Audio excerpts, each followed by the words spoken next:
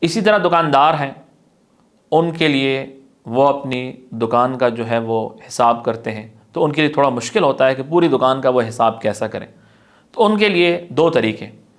ایک تو یہ ہے کہ آپ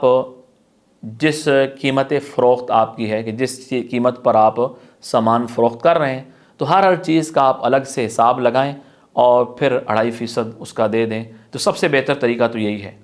لیکن بالفرض آپ یہ سمجھتے ہیں کہ مشکل ہے اور ہر ایک چیز کا حساب لگانا بہت مشکل ہے، تو آپ مجموعی طور پر اس ساری دکان کی مالیت لگا دیں